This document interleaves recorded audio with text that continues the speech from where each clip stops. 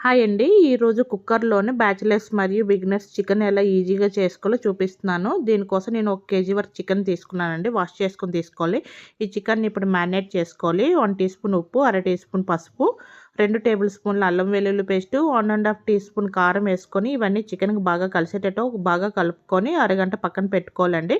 ఇప్పుడు కర్రీ వండుకోవడానికి స్టవ్ మీద కుక్కర్ పెట్టుకొని 3 టేబుల్ స్పూన్ వరకు ఆయిల్ వేసుకోవాలండి. ఆయిల్ వేడెక్కినాక 5 పచ్చిమిర్చి చీలికలు, 2 కరివేపాకు రెమ్మలు, 200 గ్రాముల వరకు ఉల్లిపాయలు సన్నగా కట్ చేసుకొని వేసుకోవాలండి. ఉల్లిపాయ ముక్కలు గోల్డెన్ కలర్ వచ్చినంత వరకు ఫ్రై చేసుకోవాలి.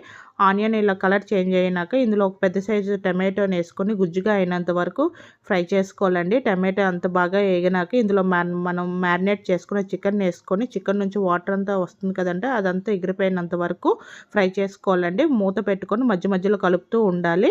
వాటర్ అంతా ఎగిరిపోయినంత వరకు. వాటర్ అంతా ఇలా డ్రైన్ అయిపోయాక ఇందులో రుచికి సరిపడినంత ఉప్పు, పావు టీ స్పూన్ పసుపు, 2 టేబుల్ స్పూన్ల ధనియా పౌడరు, అలాగే అర టీ స్పూన్ జీలకర్ర పౌడరు, అలాగే కారం తగినంత వేసుకోవాలండి. రుచికి తగినంత మనం మ్యారినేట్ చేసుకున్నప్పుడు వేసుకున్నాం కదా, చూసి వేసుకోవాలి. అలాగే చికెన్ మసాలా 2 టేబుల్ స్పూన్లు, కొంచెం కసూరి మేతిని వేసుకొని ఒకసారి బాగా కలుపుకొని ఒక 2 నిమిషాలు మూత పెట్టుకొని ఉంచుకోండి.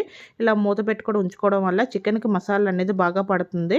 ఇలా 2 నిమిషాలు ఇలా అంతా ఆయిల్ అంతా రిలీజ్ అవుతుంది కదండి. ఇప్పుడు ఇందులోనే ఒకసారి బాగా కలుపుకొని ఇందులో కూర ఉడకడానికండి ఎక్కువ అక్కర్లేదు, 1.5 గ్లాస్ వరకు వాటర్ని వేసుకొని బాగా కలుపుకొని ఇలా ఉడకపడుతున్నప్పుడు కుక్కర్ మూత పెట్టుకొని మీడియం ఫ్లేమ్లోనే ఒక 3-4 విజిల్ ఇచ్చుకోవాలండి.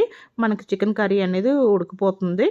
ఇలా ప్రెజర్ పోయినాక నేను ఓపెన్ చేసి చూపిస్తున్నాను. ఇదిగోండి, ఈ విధంగా ఉడికింది చికెన్. ఇప్పుడు ఇందులో ఫ్రెష్గా ఉన్న కొత్తిమీర ఒక గుప్పెడంతా వేసుకొని కలుపుకొని సర్వ్ చేసుకోవడమేనండి. ఇది రైస్లోకి, రోటీస్లోకి, అలాగే బగారా రైస్లోకి కూడా చాలా బాగుంటుంది. వీడియో నచ్చితే లైక్ చేసి ఫాలో చేయండి.